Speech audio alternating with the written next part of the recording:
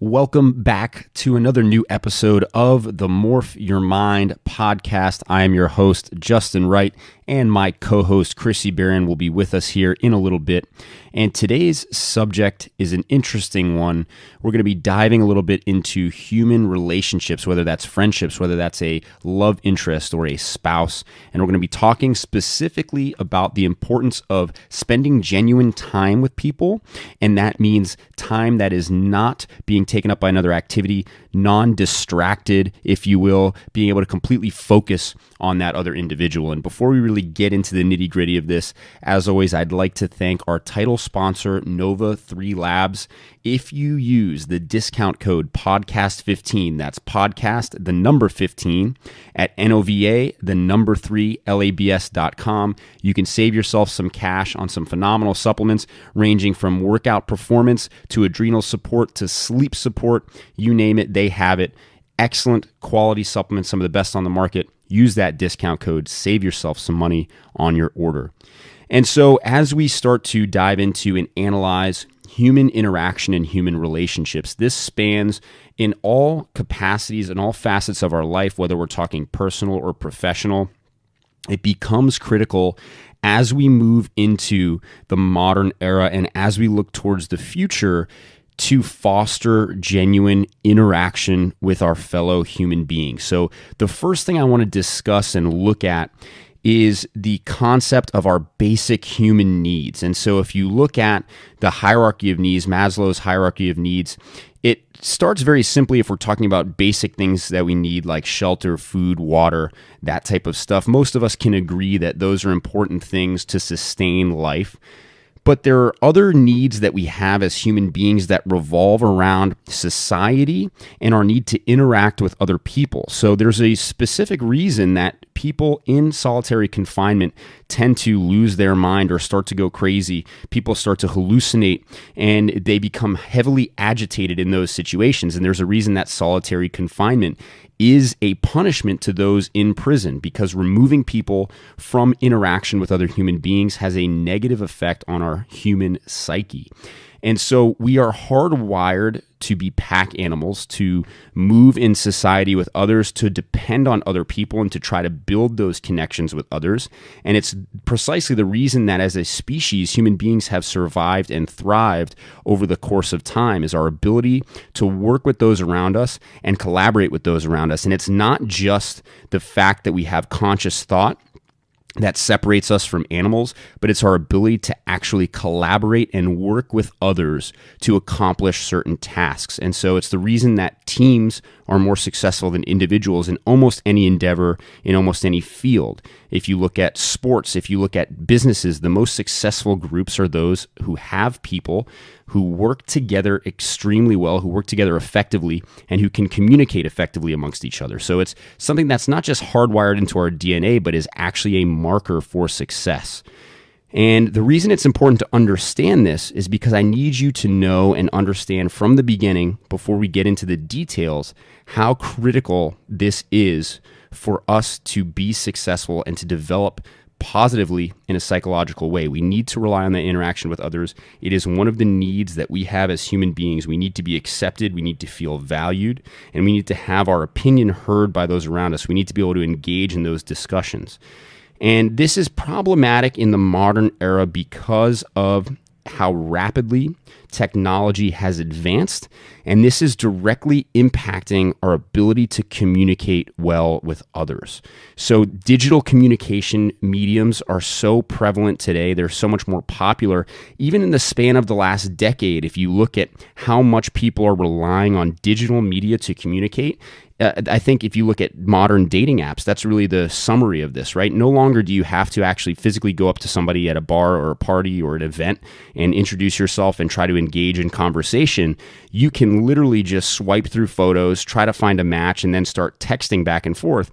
And when we're communicating digitally with other people, it creates a barrier, if you will, where we can almost hide behind that barrier. So it removes some of the unknown or some of the difficulty in having that conversation, because we don't need to make eye contact. We don't have to actually read the body language of that person. And we'll talk about the importance of that in a little bit.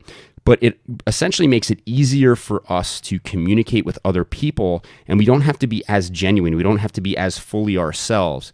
And so even dating in the modern world has been kind of turned into this digital way of talking and interacting with other people. And so it's important to understand that we are creating more and more situations in the modern world where we are actually removing genuine face-to-face interaction with people.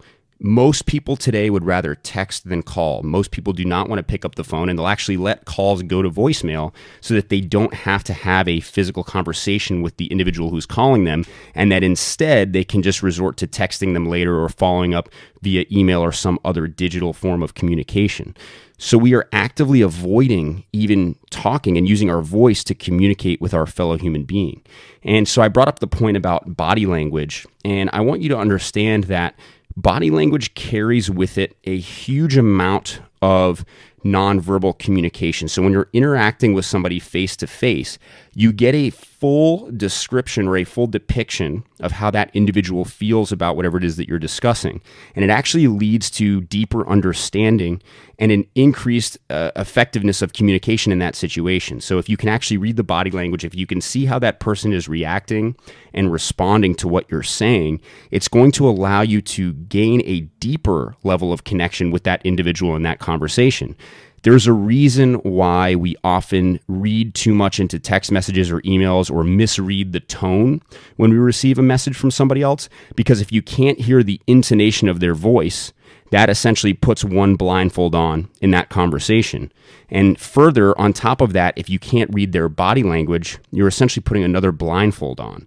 So we are blunting the effectiveness of our communication with those around us by resorting strictly to digital means of communication, text, email, etc., because we're removing those two additional layers of understanding that can come from that conversation. And so we did an entire episode of this podcast about communication issues and how to improve your ability to communicate. And a lot of that hinges on signals, and the person sending the signal needs to make sure that it's easy to understand, and the person receiving that signal needs to receive it correctly in order for effective communication to happen. And effective communication is the underpinning of any successful friendship, relationship, team, business, endeavor, whatever it is. If it lacks effective communication, then you cannot move things forward in an efficient way. And so we are immediately reducing our ability to communicate effectively when we're only resorting to text and not calling people, not actually sitting down face to face. And there are a lot of relationship problems that have stemmed from this. So there was a CNBC article that was published in the last couple of years talking about, or using the example of a couple that when they got home, that's really the only time that they have to spend together in that kind of post-work, before bed window, which I think is pretty typical of a lot of modern couples. And they used to spend time talking about their day, interacting over dinner, or maybe even just watching TV together and talking about what they were doing. And this couple was describing that most of their nights now are spent with each of them looking at their own phones, browsing social media, perusing the internet, whatever that is. But they had now lost that communication, that face-to-face communication that they were relying on to improve the quality of their relationship and support their relationship. And if we're talking about, romantic relationships, we can get into the love languages and get deeper into that. And I know this is something that Chrissy's very interested in. But one of those languages is genuine communication, is authentic time spent with that individual without distractions. And I think it's important to understand how actually important that is in a lot of romantic relationships to one of the parties or even both of the parties. Many people need that genuine, authentic time and that connection to feel validated in that relationship. And so I promise you that there are a lot of issues in regular relationships and in marriages that can be solved simply by sitting down and having a conversation about things. Because a lot of times we assume things that the other person is thinking, or we misread messages that they may send. And if you don't actually sit down and talk about it or talk through those issues, they're never going to get resolved, and they're just going to be lingering. And this is also true in friendships. And if we're not just talking about a romantic relationship, but even just talking about friends and people we care about in our lives, if we don't actually take the time to have authentic communication and sit down with them and spend time without being distracted, you're not ever going to truly be able to connect with those people on a deeper level.